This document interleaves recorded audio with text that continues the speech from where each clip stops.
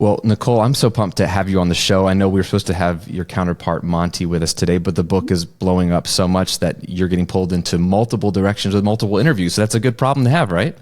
It's an excellent problem to have. I know Monty really was looking forward to doing your show, and then we got a bunch of competing things and we had to split our time. So just me, but I'll do my best to be me and Monty at the same time. I'm sure you will. I know it's when you've written a book together, I can't even imagine how well you know each other's brains at that point. So the book is Generosity Wins, How This Game-Changing Superpower Drives Our Success. We got connected with our mutual friend, Daniel Decker, who's a brilliant marketer, by the way, and does book launches for Tony Robbins and David Bach and everybody in Milet. He's a brilliant guy. But when he connected us and I saw your book come out, which my copy, literally, I said before we hit record, like comes in the mail like today, and book launched was yesterday officially is when we're taping this.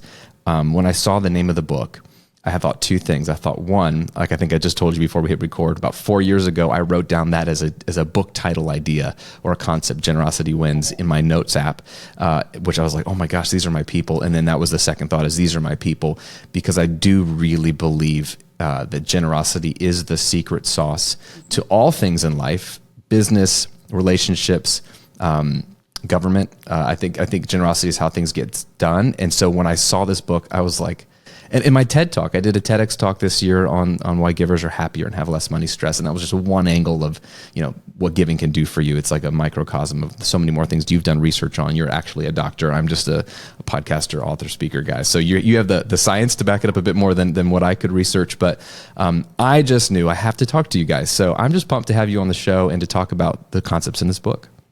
Thank you. Well, we are thrilled to not only have this book out in the world, but to have people like you on literally our team, right? This is a movement. This isn't just a book.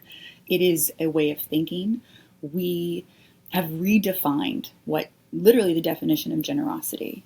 To the point you just made, when we started this journey, we looked up the definition and we asked lots of people, what does generosity mean? And it kept coming back to money and philanthropy, these very closely tied things, like donating to a nonprofit. And as you and I both know, it is so much bigger than that. Generosity could be a smile at the right time, and you can absolutely change someone's world. And so we set out with a concept, and Monty has such a strong business background and all these rich examples of how generosity has improved his life and the life of people around him. But it was anecdotal. And so we partnered and I brought the science. And truthfully, I think we are just as shocked as a lot of our readers at what we've discovered along the way. It literally is a superpower. So I'm really excited for readers to dive in. I'm happy to talk through our new definitions. And like I said, it's a movement backed by science. Well, that's what's so fascinating to me about it, is you have Monty as a business owner, a lot of success in the business world. You are a researcher, you're a writer, you write for Forbes, you work in the health space. You want to understand the science of what makes people tick and what makes people what is health, and so you have these cool worlds colliding. So my question is twofold. One, how did you guys meet? And then two, how did you decide this is the book we need to write and we need to write it together? Well, Monty gets the credit. This, as I said, was originally his idea from experience. And he, in the first iteration, was thinking about success. And what does success mean to people? It can mean a lot of different things, but we know it's holistic. It's your home life, it's your marriage, your children, your relationship with those around you.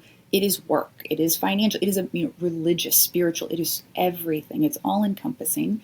And so he set out to really look at what are simple things we can do to make ourselves happier, healthier, to make other people happier and healthier, and by extension, the world. Something that we found in every interview we did was people talking about, they use synonyms, they'd say ripple effect or karma. But in the end, we really discovered that everyone knows and believes that when you do acts of generosity, when you're kind, it just multiplies out into the world. And so we knew we were on to something really big. And that first call was a mutual friend who had read a couple of my book ideas from some of my doctoral work. And they had said, healthcare books don't do very well. And I could tell they weren't super excited. Womp womp. Womp womp. And so when I got the call and someone said, I know a guy and I think you two should have a conversation. And Monty and I think our first call was a Zoom, and an hour and a half, like time just kept going. And I just kept asking questions and he just kept coming up with new ideas. And I think within a day or two, we knew we were going to do something, but we didn't know what the final product would look like. And we certainly didn't think it would be what it is now, which is a book like I've never seen or heard of before. It is a business fable. A lot of us know Who Moved My Cheese, some of those classic business fables. But every interview in this book is a real person. It is someone that we have come to know. And these are 12, luminaries, people who are successful in so many aspects of life. And they are so open and honest and talk about their journeys and why being generous to themselves and to others is responsible for their happiness and success. That's amazing. I love it so much. So let's dive into, you guys make this claim that generosity is a superpower. And so what do you mean by that? And maybe you can give me some examples from the book or from, y'all's experience and research of how generosity has had, we use those terms ripple effect, or we know it's good. Like you said, these vague ways to kind of try to put our hands around what is generosity, but where have you seen it be a superpower, as if it's like a strategy or an advantage to be generous? Sure. So there are a few ways to answer that question. And the first, I would say, is to look at yourself. When you do something kind for someone else with no expectation of return, and that is really important. That is our redefinition. It is any act of kindness or support given with no expectation of exchange or return from the recipients, which means there are limitless ways to be generous. And so the first proof point for us was, look at the science. When you are kind to someone, when you are gracious to someone else, when you are generous, your hormone levels change immediately. Dopamine's released. It's called the helper's high for a reason, right? Whether you volunteer, you just assist someone. And from there, it's a cascading set of events, mentally, emotionally, physically, and you watch confidence increase. And so right there, by doing good, you immediately are rewarded.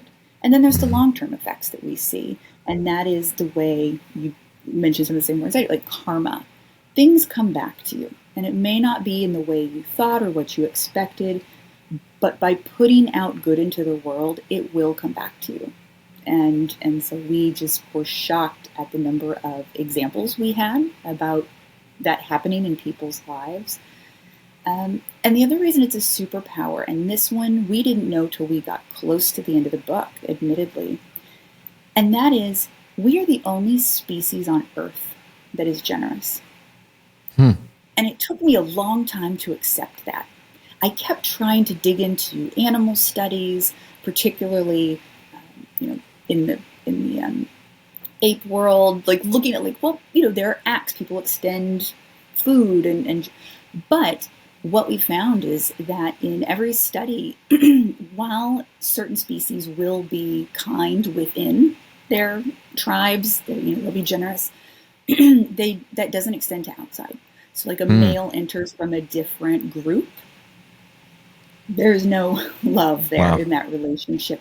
And so we truly are the only species on Earth that gives not only no expectation of return, but often knowing we will never meet the recipient. We'll never know where our act of kindness goes, where our donor dollar goes. We do it because we know deep inside that we are programmed this way for civilization to succeed. That's fascinating. I never thought about the difference between us and animals when it comes to generosity. And I would agree. I think, this isn't the point of the conversation, but humans are not the same as animals. we're, in my opinion, we're spiritual beings having a physical human experience, not the other way around. And I just think that there's so many differences, the way we think, the way we create with our mind, creativity, love, and generosity. There are some of these sort of ethereal concepts that are very much real, hard to wrap your hand around sometimes of what it is or where it comes from, but it's powerful.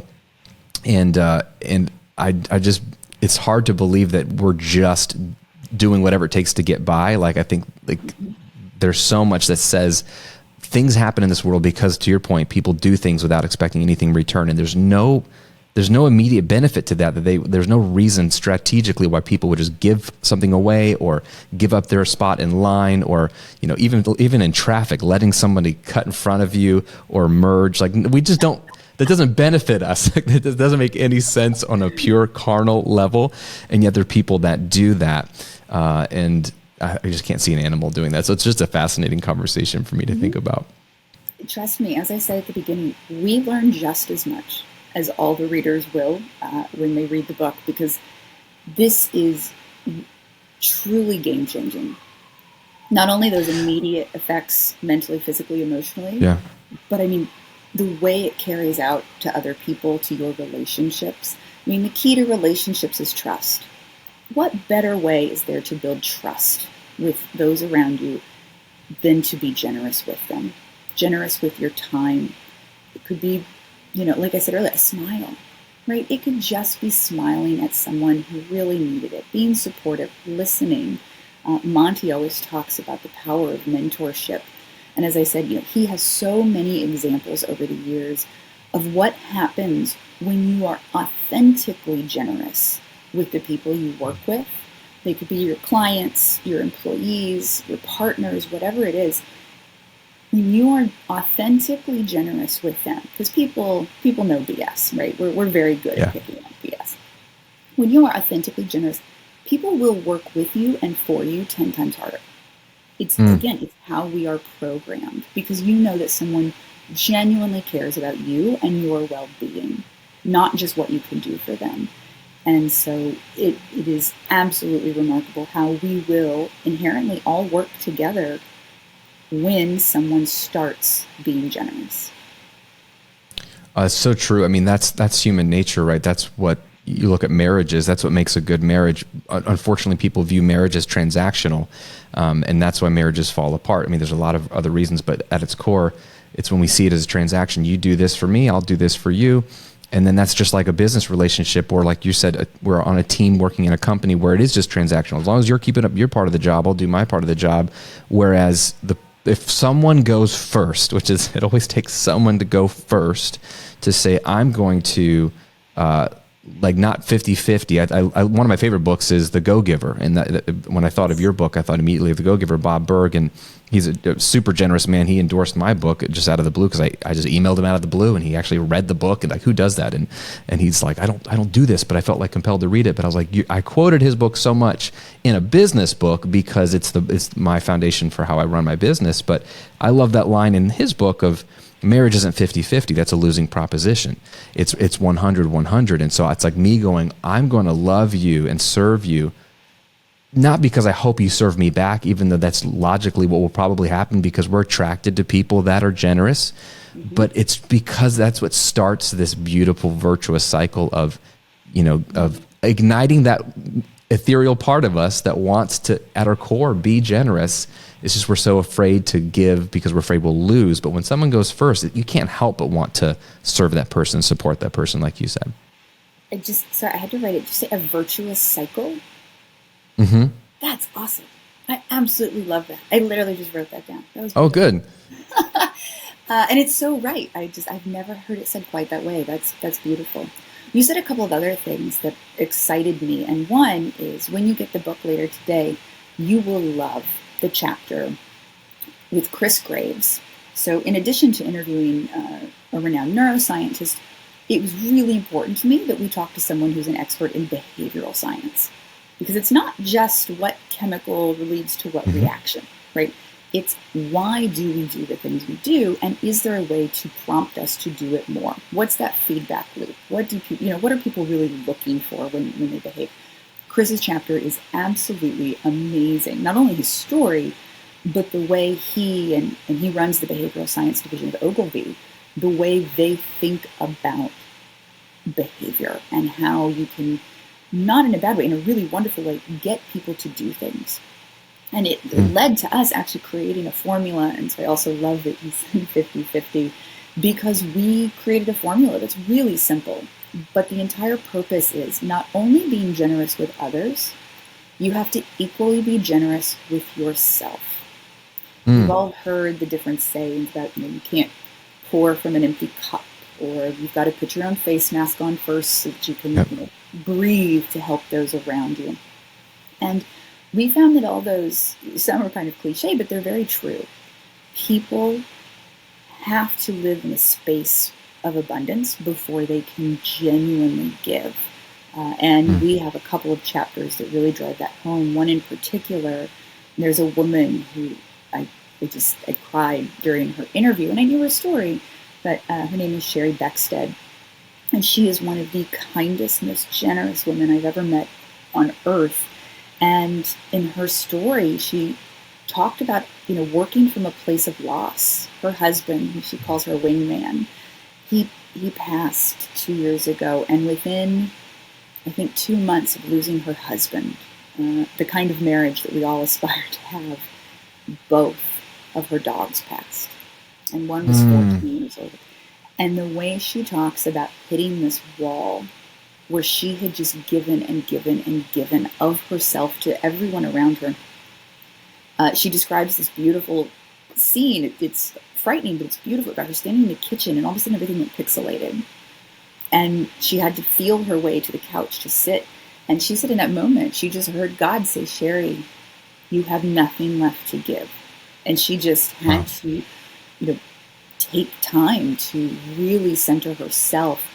But then when she was able to really engage again, I mean, she's moved mountains with her axe, but she had to care for herself. And I thought it was so important to include a story where someone really got deep with the importance of caring for yourself, especially as a woman. And I have a 1-year-old, which is why I'm recording with a panda bear in the background from a nursery today.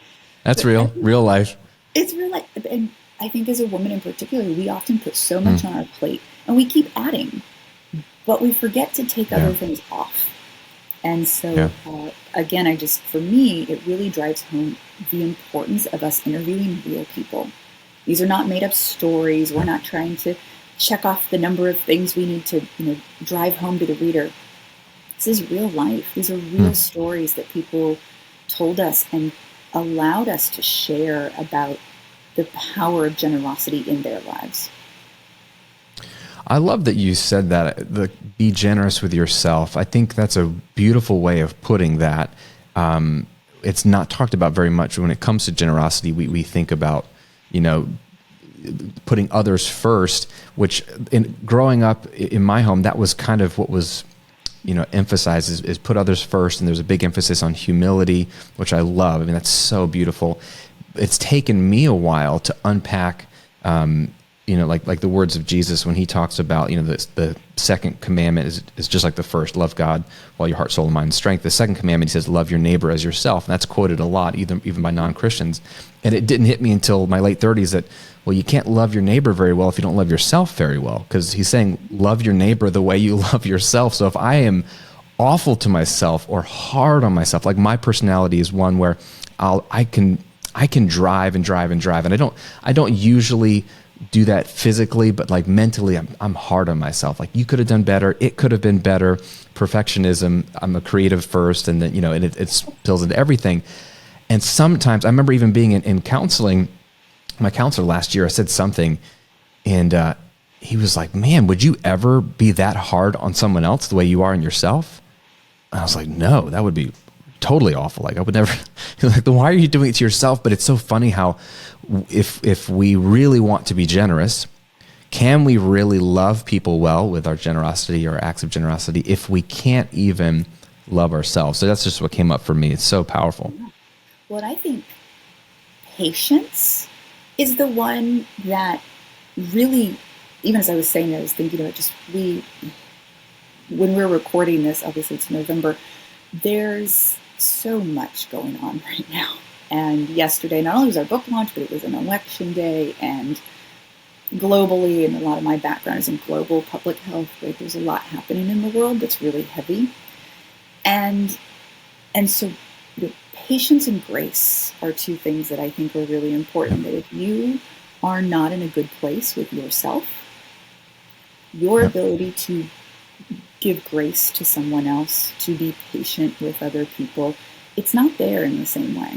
And it makes a big difference in how we interact with the world, how the world interacts with us. And then again, those behaviors carry out over people. The way we behave immediately affects our children, our spouse, our parents, if they live with us, right?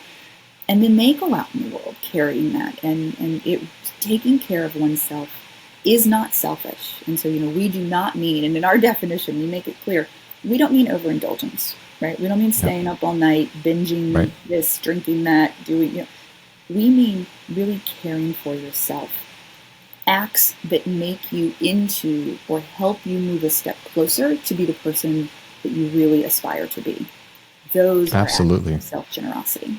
Hey friend, we'll get back to the episode in just a moment, but I wanted to give you a gift for hanging out with me today. I want to give you my 30-day online income jumpstart guide. This is a 4-week checklist, bullet points to go from zero audience, zero customers, maybe even zero idea of what your business should be, to putting money in your pocket 30 days from now. It won't be $1 million in 30 days, but it will be money in your pocket. You will have figured out your idea. You will have tested your idea. You will have launched your idea and taken massive action towards building a business and a life that you love. If you already know your business idea, but you've been sitting around and you haven't taken action on it, then you need this guide because it'll walk you through a 4-week plan to go from where you are to putting money in your pocket in 30 days. And if you've never figured out what your business idea is and you have no followers online and no audience, it's okay. This will help you start at zero. I promise you. It's a PDF. It's fast. It's easy to read. It's not an ebook. You don't have to spend a lot of time on this.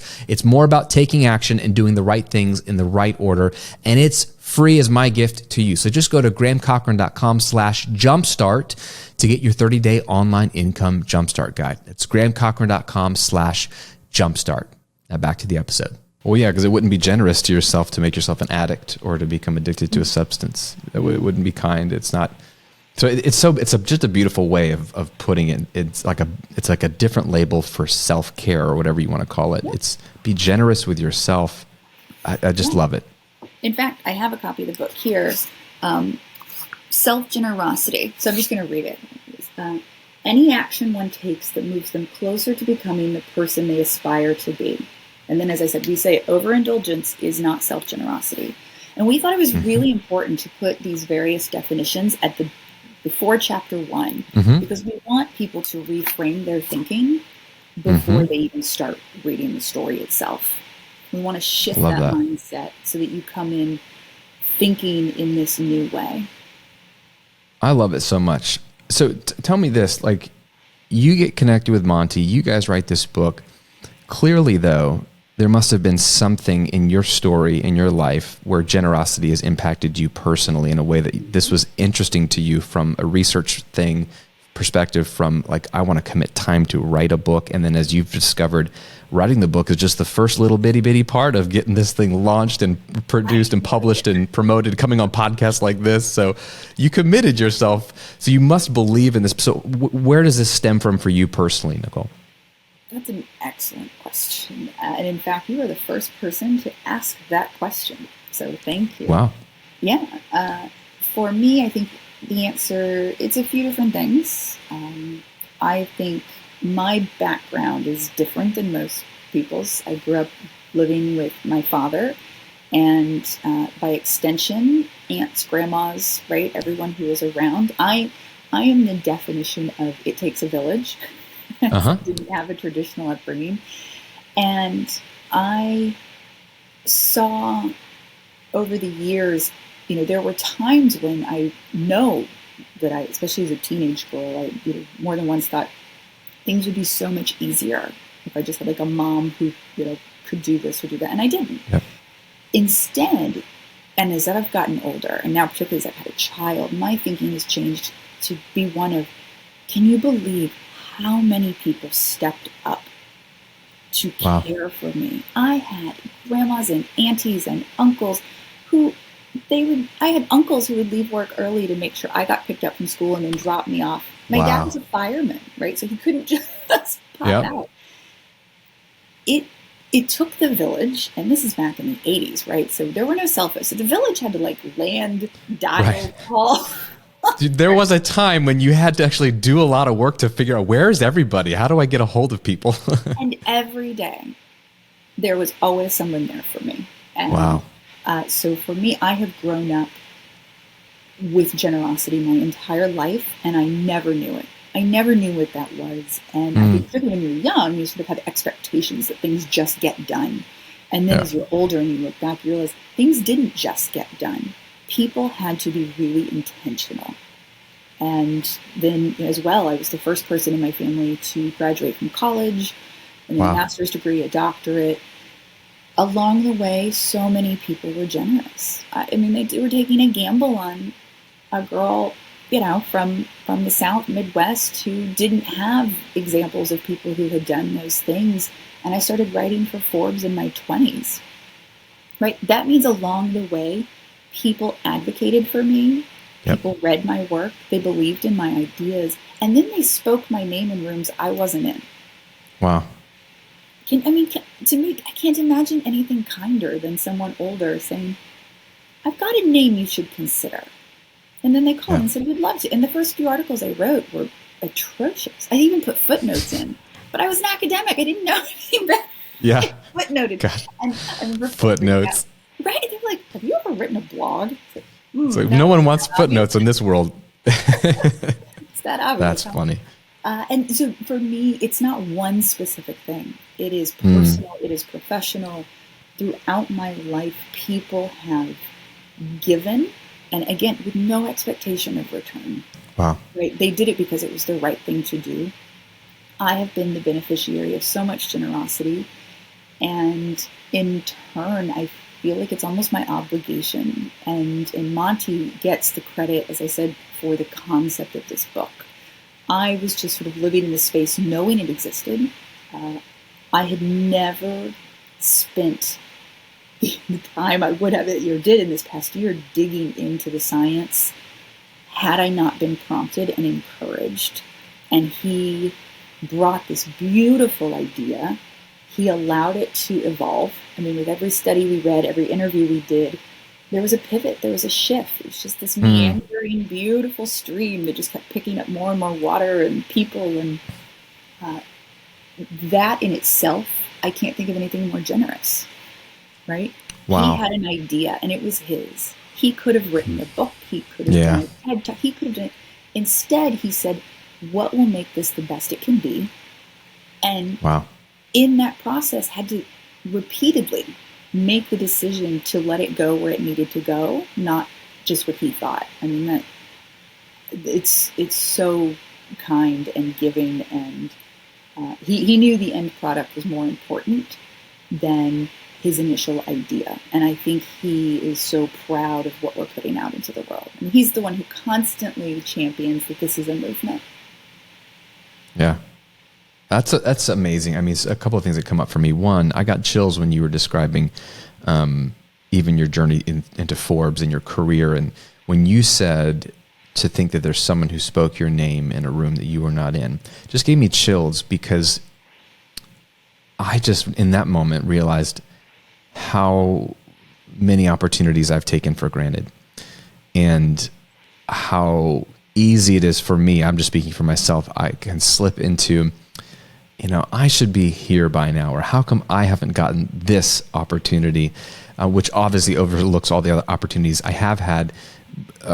And I'm generally a very grateful person and very aware, but it just kind of gave me a new layer, a new language for just how many things have had to happen, and how many people have had to send the email, spend time, mention my name, suggest something for me to get any of the opportunities I've had. No one's self-made. I know I didn't create these opportunities. I was working and ready and available to jump when there was an opportunity. But that was very insightful. So thank you for that. I think I just personally received that.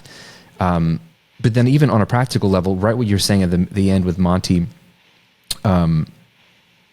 I was thinking just how, generosity seems to be the key to good collaboration, because that's what you just did. You've collaborated on a book, and I never thought of it that way. There's good collaborations, bad collaborations. I've been a songwriter. I've created content, and sometimes I'm like, it's just easier if I just do it myself. Okay, just let me just do, because I can see the vision and I can execute the vision. And we all know when you collaborate, it's hard. Group project myself. Yes, yeah, and I know that feeling. And so, why do most collaborations fail? Probably a lot of reasons, but you just kind of put something in the hat of like, well, it takes, if there's two people, let's say, collaborating, it takes two very generous people. Generous with their ideas, generous with the credit. I'll share the credit. Generous with, even the vision, like, hey, this is the vision I have of it. But if you have a different vision, I'm willing to let some of my vision go to what you said about Monty wanting the end product to be better. So I thought that was a very interesting distinction. Well, thank you. And I appreciate you saying we were both generous in this process. They're working in, so I actually wrote my dissertation on how to build public-private partnerships. It was applicable to healthcare and neuroscience in particular, but along the way, it's an academic book that no one will ever read, but I had to do deep, years-long research into how people collaborate, essentially what you just said. Wow. And how partnerships come together is actually remarkable. There are a million more ways to fail in a partnership of any kind than to succeed. Yeah. And so successful partnerships, there is those words I used earlier, relationships, trust, and all that is built on, as I fully believe, generosity, right? You've got people who have to be able to say, I'm going to trust you on this one. You know more than I do. Yeah. Or this isn't how I saw it, but I trust the process and the knowledge and people around me to do something different, and that it's going to work out. If we all work together collaboratively, it's going to work exactly the way it's supposed to, and nothing goes the way you think it will. Yep. Yeah. Those are facts. Again, I'm recording. For sure. Yeah, today didn't go the way you expected. Yep. But we're having this beautiful conversation. It's exactly what it's supposed to be. I love it. Let's get practical for a second. So I think my audience in particular, I'll speak for them. They're very, very good people. They're people who not only want to be more successful in their own life and to become who they're meant to become, but a lot of times if it's in business or with their family, like what they want is that they make a difference in the world. They actually want their work to matter, their life to matter. And so these are good people we're talking about. So I think they're already generosity minded. And then I talk about it a lot. Let's take it practical. Like, what are a couple of actionable steps that someone can do to say, like, I would like to be more generous. I get it as a concept. I'm gonna get Nicole and Monty's book, but like, what could I start doing today or this week to create a more generous life and to get some of these benefits if it is a superpower? Sure. First, I just want to reiterate that there are limitless ways to be generous. So we have, lists that we could talk about. It could be everything from that simple smile I said to, having coffee with someone who's been asking for some of your time. It could be, making a call that you needed to make to your mom that you keep putting off. Right? There are limits. Sorry, Mom. That's real. My mom listens to my podcast. She'll be like, listen to Nicole. Call me more, Graham. She said call. Yeah. And I'm very guilty of being like, well, I want to give them ample time and I want to listen, so I will do it tomorrow and tomorrow. Sure. All of a sudden, my dad's like, I haven't heard from you in 2 weeks. So there are limitless ways to be generous. We created like a 30-day journal. So if people buy the book and let us know on the site, you can download all these resources. But our purpose in doing that was actually just to get going, right? To say 30 days, that's doable. And to be really reflective every day of what's something, big or small, that I can do or did do for someone else today, and what's something big or small I can or did do for myself. Ooh. You would be amazed. And people question. Say journal for a reason, right? Writing things down matters. It also makes you think through either your intention for the day, or if you do it before bed, it really allows you to reflect. And you start to see how simple it really is to just take a moment of some kind to do something, either for yourself or for others. You mentioned success, and in the book we talk about, I never say this word the right way, but eudaimonic success. Do you know what that Okay. is? So essentially, No, it's the type of, I'm sure if I'll get it all right, it's the type of happiness, contentment, or success that comes when, like, through self-actualization. Like having meaningful purpose in your life, and that's your success, right? So it could be at home, it could be your children, it could be your work and that next step up the corporate ladder, whatever it is for you. But when all those things come together and you're living in your space, that is a different kind of success than just the check cool. marks. So we highly encourage people in the book, and if you buy the book, what we did is we put QR codes at the end of the chapters. So for the interviewees, you can go find them and literally connect with them on LinkedIn. And for our resources, and the one I'm about to mention is the VMVP, so your vision, mission, values, purpose. And we reiterate this in the book. Our main character, in fact, we bring hers up right away. And then if you click on the QR code, it takes you to our site and teaches you how to create your own. And we use hers as the example to walk you through. So you've got one to sort of go on your journey with. That's awesome. But we talk about the importance of doing that because companies do it. They need to know where they're going, what their values are, how they're going to achieve their goals. And so we highly recommend people start there, right? And the book will walk you through that. We'll take you through our formulas on how to practice these things every day. But for me, the first thing people can do is look up your VMVP. We provide it for you. generositywins.us and then in the book. And really think about what is important to you. What is eudaimonic success to you? What are your values? What's your vision of your life in the future? What's your mission statement? You need one. It makes the world so much easier to navigate. And this one I can attest to personally. Having a 1-year-old, I've had to redo mine. My goals and what was driving me have changed completely. They're all still there. All those elements are still there, but they look different, right? What a successful day is looks different. And I'd actually say I'm doing less of the public, minus this book, but the public face talks and things of that nature. I'm spending time growing a human that I think will be an exceptionally generous young man. And that, to me, is my mission is so different right now. And it is, to me, it's perfect. It's right where it should be. So I highly encourage people to do that, to really reflect on where they've been and where they want to go. It's beautiful. I love the sort of, you're basically advocating for self-awareness of what are you doing today? How could you be generous? How were you generous with yourself and others? And then even self-awareness when you get to the mission and values and your life purpose, you're like, okay, what am I here to do? And then even in the seasonality of it, in this season, what is my mission? Because that changes. You mentioned kids are a great example. No matter what you say you want to do, having kids changes things. And it's people get frustrated when it's like, well, this is messing with my vision. It's like, no, you need to adjust your vision for this new reality, this new season. So I love that example. And something Rich Litvin says is that we don't learn from our experiences, we learn from reflecting on our experiences. And so it is that journal process, that reflection. Like, you can have an incredible experience, but if you don't sit down and process, what did I take away from that? Like, what was meaningful? Like, it's that reflection that allows you to grow. So I love that. And I just love how you basically personalized or allowed people to personalize generosity as opposed to making it in one lane.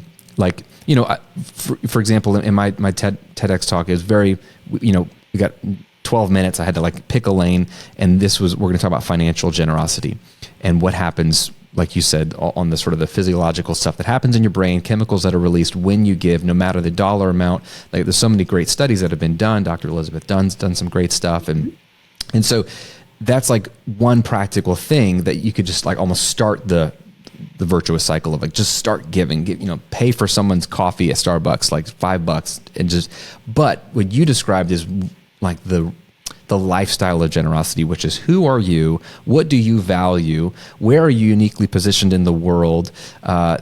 Literally in your neighborhood, who your neighbors are, where you work, where you go to school, that you can start to make a difference where you are in a way that matters to you. Because I think forced generosity isn't generosity and it won't stick, right? It's like even like forcing, like I've got two daughters, 14 and 11. They're wonderful human beings. They're so different. And if I were to force it onto them what they should be passionate about, it just won't stick. They might do it because they love dad, but it won't stick. They have to really, find the thing that they really care about, because then it's self-motivated. They don't even have to try hard to just exude, and bring out the best in them in that area. So you basically took the concept of generosity that I think some people go, I want to be generous, I understand, but they have something in their mind of what generosity is. And you said, do a little bit of hard work to figure out what's meaningful to you. And then that way you can show up as a generous person in that way. And I think that's beautiful. Well, and driving home the redefinition, the redefining of this term, it's any act of kindness or support, right? Given with no expectation of return or exchange. And the word you used was transaction. And so much of, I think, people unintentionally, but go into something with a transactional mindset. If I do this, then this will come back. Or if I do this, someone will write that letter of record. If I write, whatever it is. And true, authentic generosity is done with no expectation of return.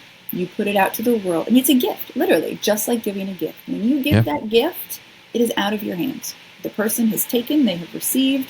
What they do with it is none of your business. Yep. For better or for worse. Being generous is a gift. And actually, in that mindset, I would just tell people, this book is a gift. Honestly, it's our gift to you, but it's a gift to yourself. I really do believe that. It will help every aspect of your life if you read it, you internalize it, and you practice.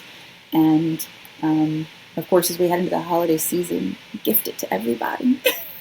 Yes. Yeah, perfect. Here you go. We teed you up. Here's your Christmas shopping is done. Right?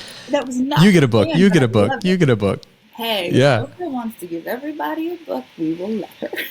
Absolutely. That girl can move some units, I'm sure. That I love it. I want to respect your time. We have one final segment that we do on the show, very simple, but this can go in any direction you want. It does not have to be related to the book or anything. It's something I call the Golden Rule segment. And here's the scenario. You have a 1-year-old son, sounds like. What's his name?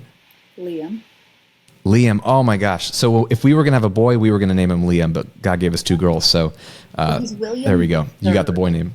Yeah, he's William III. And so Grandpa's William, Dad's Will. And we were like, what are we going to do? And we realized the back half of the name William is Liam.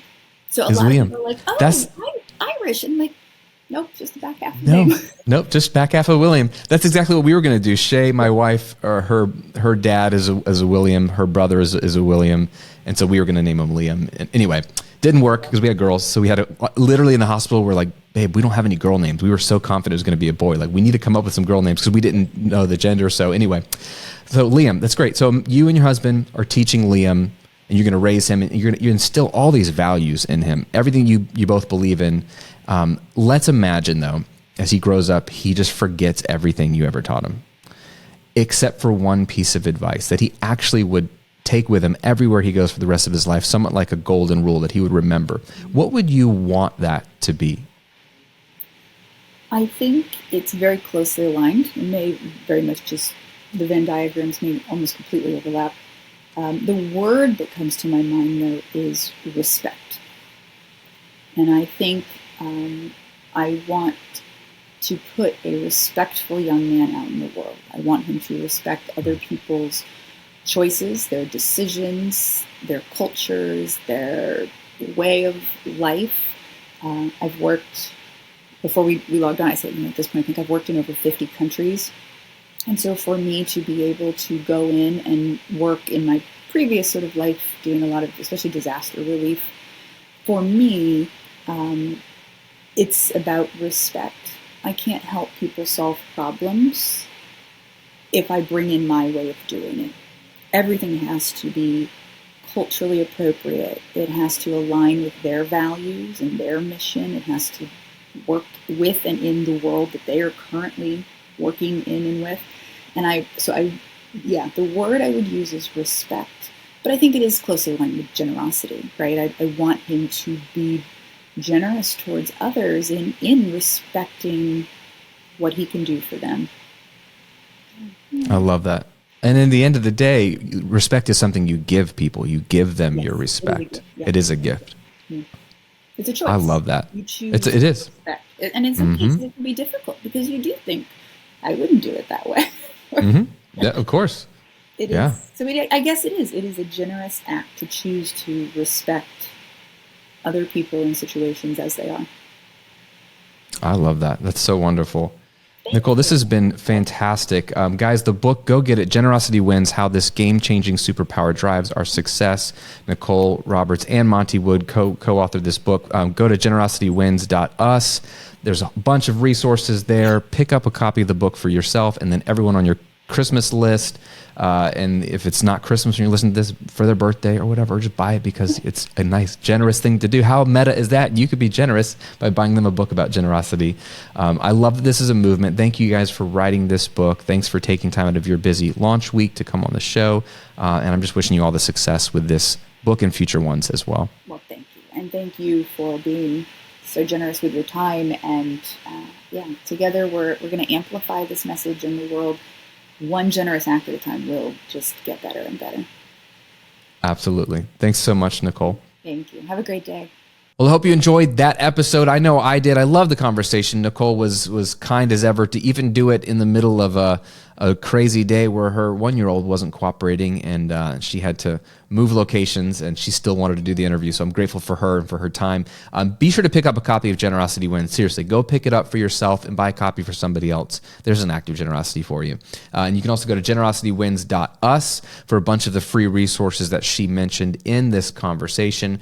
That's generositywins.us, and we'll link to it below in the show notes. And before we go, just think of what's one thing you can do today for yourself and for someone else to show an act of generosity.